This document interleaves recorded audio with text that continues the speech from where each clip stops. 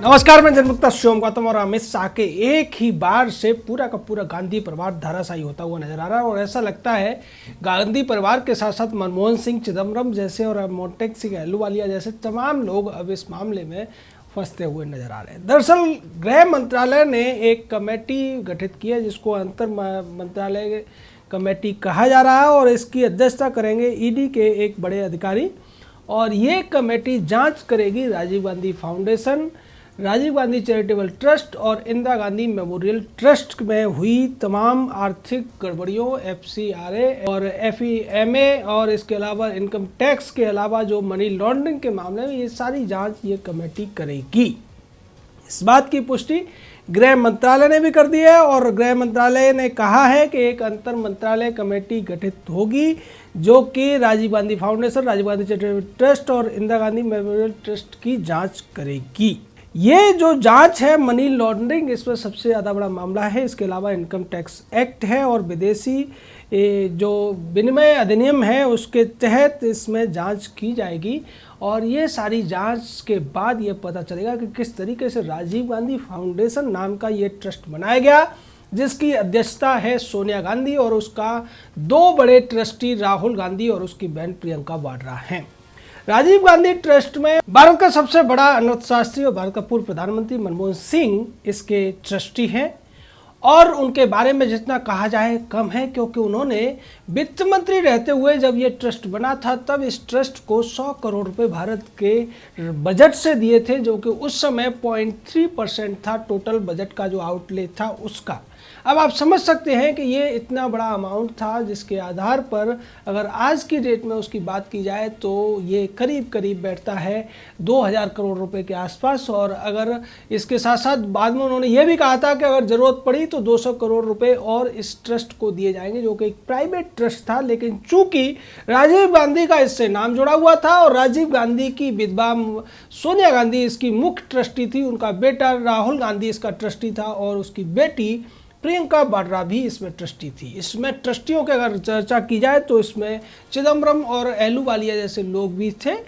जो कि सीधे तौर पर इस परिवार के चाटुकारों की गिनती में आते हैं। मनमोहन सिंह इस परिवार की एक कठपुतली थे और उन्होंने तमाम ऐसी अनियमितताएं की इस ट्रस्ट को फायदा पहुंचाने के लिए, जिसकी वजह से वो सवालों के घेरे में आ गए। और जब ये दोबारा सरकार में कांग्रेस आती है 2004 के बाद, तो 2004 से लेकर 2014 तक इस ट्रस्ट को बहुत से ऐसे संगठनों से पैसे दिलाए गए और उसके साथ साथ PMN जो प्रधानमंत्री राष्ट्रीय राहत कोष था उससे भी इस फंड में पैसे दिए गए, जो सबसे ज़्यादा सवालों के घेरे में है कि जो राष्ट्रीय राहत के लिए जनता पैसे देती है उसको भी एक ऐसे NGO को दे दिया गया जो कि एक परिवार की आप कह सकते हैं पुश्तैनी जायदाद की तरह से था या प्राइवेट लिमिटेड कंपनी की तरफ से था। और इस परिवार के इस NGO पर सबसे बड़े सवाल तो तब उठे कि जब इसको चीनी संगठनों से, चीनी सरकार से और कुवैत के एक बड़े संगठन से 11 करोड़ मिलने की बात आई। उसके अलावा चीन के सरकार से इसको 2.5 करोड़ रुपए मिलने की बात आई। और तमाम जो इसकी वेबसाइट के ऊपर जो डोनेशन देने वालों के नाम जब उजागर हुए तो उसमें और ज़्यादा बड़े खुलासे हुए। इसको डोनेशन करने वालों में तमाम मंत्रालय थे, तमाम मंत्रालयों के साथ साथ वो PSU कंपनियां में थी जो कि भारत सरकार की कंपनियां होती हैं। लेकिन उनको प्रधानमंत्री रहते हुए मनमोहन सिंह और चिदम्बरम ने इतना दबाव डाला कि उन्होंने इस NGO को फंडिंग किया। अगर उनमें बात की जाए तो इसमें आप देख सकते हैं कि किस तरीके से जो बड़े बड़े कॉरपोरेट घराने थे जिनके ऊपर तमाम बाद में आरोप लगे, जिन्होंने भ्रष्टाचार किया या उन्होंने रिश्वत देकर सरकारी ठेके लिए थे और बाद में उनकी जांच हो रही है। उसमें ताज़ा मामला है GVK का जो कि मुंबई एयरपोर्ट बनाने के ठेके को लेकर उसमें 500 करोड़ रुपए की हेराफेरी की जाँच चल रही है। GVK ने भी इस ट्रस्ट को पैसे दिए थे। उसके अलावा ABN AMRO bank, Aditya Vikram Birla memorial trust से भी, अंबुजा सीमेंट से लेकर APJ लिमिटेड, बल्लारपुर इंडस्ट्रीज और उसके अलावा भारत फोर्ज, DCM श्रीराम से लेकर धून, DLF से पैसे इसमें लिए गए। DLF और वाड्रा का रिश्ता तो सबके सामने आ गया था कि किस तरीके से DLF के साथ वाड्रा ने एक बड़ा जमीन घोटाला किया था। उसके अलावा गेल जैसी कंपनी जो PSU थी उससे इसको पैसे दिलाए गए। इसके अलावा तमाम ऐसे JK टायर से लेकर Johnson and Johnson limited, max hospital, oil India limited नाम के PSU से पैसे लिए गए। Oil and natural gas ONGC से पैसे दिलाए गए। उसके अलावा ओरिएंटल बैंक ऑफ कॉमर्स और तमाम जो बड़े बड़े बैंक थे जिसमें स्टेट बैंक भी शामिल है, उनसे भी इस संगठन को पैसे दिलाए गए। लेकिन सबसे बड़ा सवाल ये है कि इन सरकारी संस्थाओं और मंत्रालयों के अलावा जो मंत्रालयों का पैसा इन्होंने इसमें डाइवर्ट किया था वो भी सवालों के घेरे में है, क्योंकि जिस तरीके से विकलांग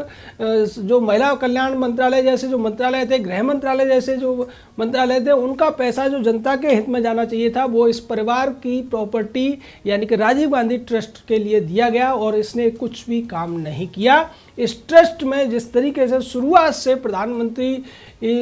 राहत कोष से पैसा दिया गया, उससे पहले केंद्रीय बजट से पैसा दिया गया और यही हालत राजीव गांधी चैरिटेबल ट्रस्ट की भी हुई और उसका नुकसान देश को उठाना पड़ा, क्योंकि इन ट्रस्ट के द्वारा जो कुछ किया गया उसकी वजह से देश को कितना नुकसान हुआ है वो आप समझ सकते हैं। चीन के साथ जो भारत के रिश्ते विकसित हुए उनमें इस ट्रस्ट का बहुत बड़ा आप कह सकते हैं नकारात्मक योगदान है, क्योंकि जिस तरीके से चीन के साथ भारत का जो व्यापार घाटा था वो $1 बिलियन से बढ़कर $36 बिलियन के पार पहुंच गया। यानी कि इसी ट्रस्ट की मेहरबानी से या फिर इस ट्रस्ट को चीनियों द्वारा पैसा दिए जाने की वजह से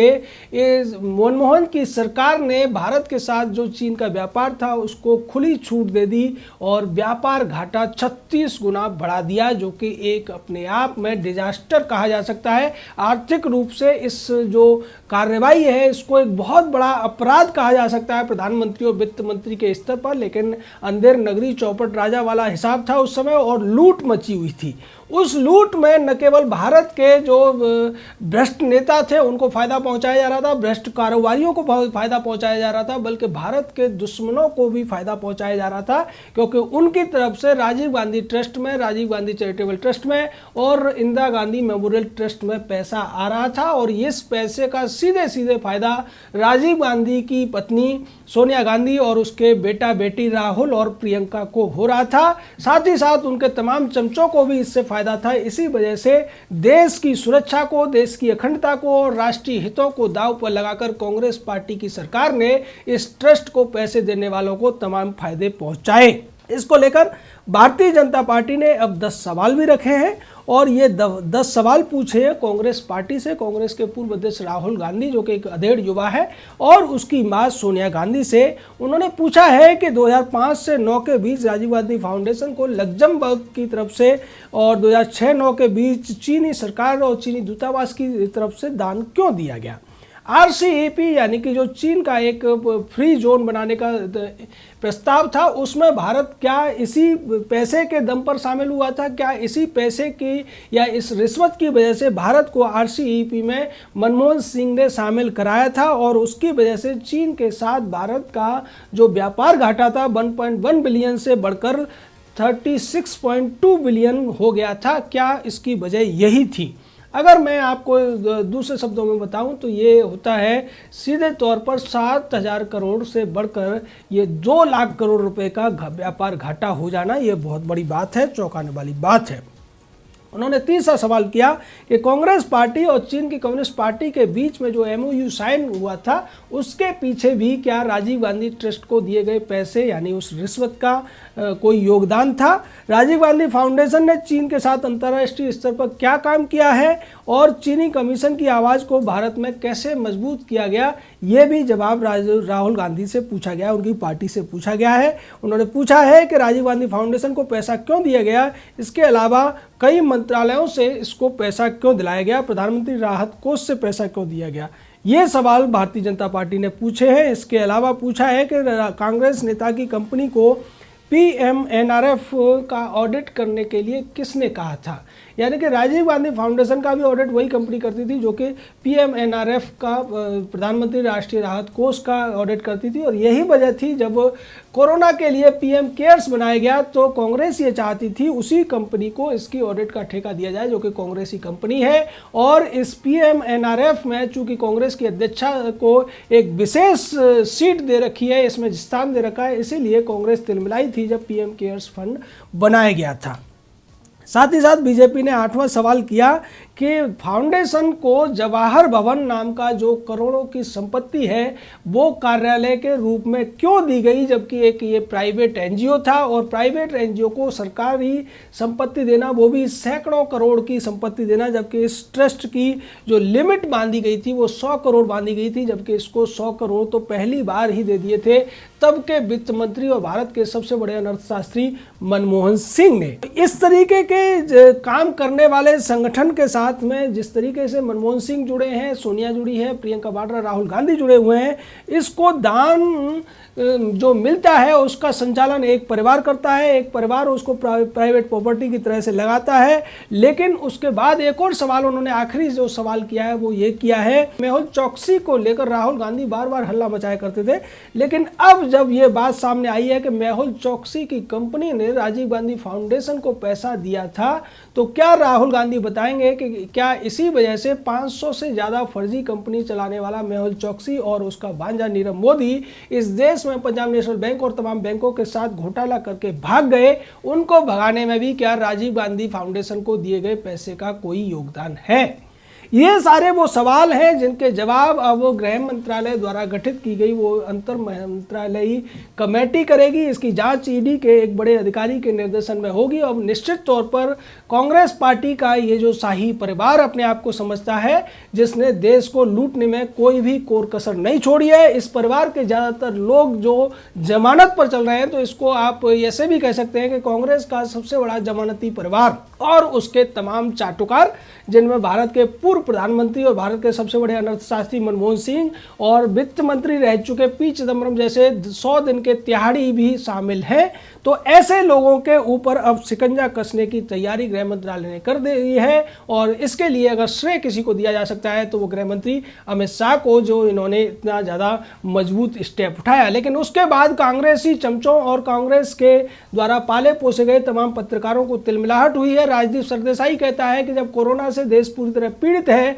तब गृह मंत्रालय एक कमेटी गठित करके एक एनजीओ या 2-3 एनजीओ की जांच कराकर कांग्रेस पर निशाना साधना चाहता है। यही बात जयवीर शेरगिल नाम के कांग्रेसी प्रवक्ता ने कही है और उसने यह भी कहने की कोशिश की है कि क्या इस जांच से कोरोना में कोई फर्क पड़ेगा और करीब 1 करोड़ 45 लाख की डोनेशन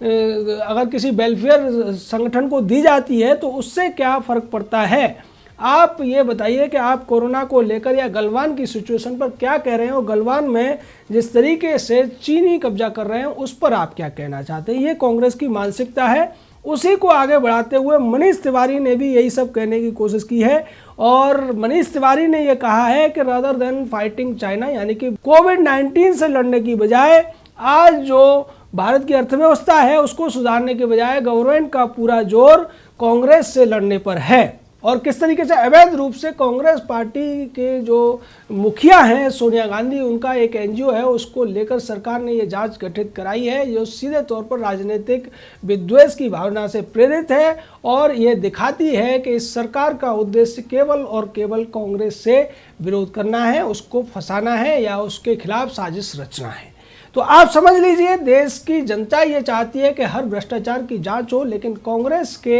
इस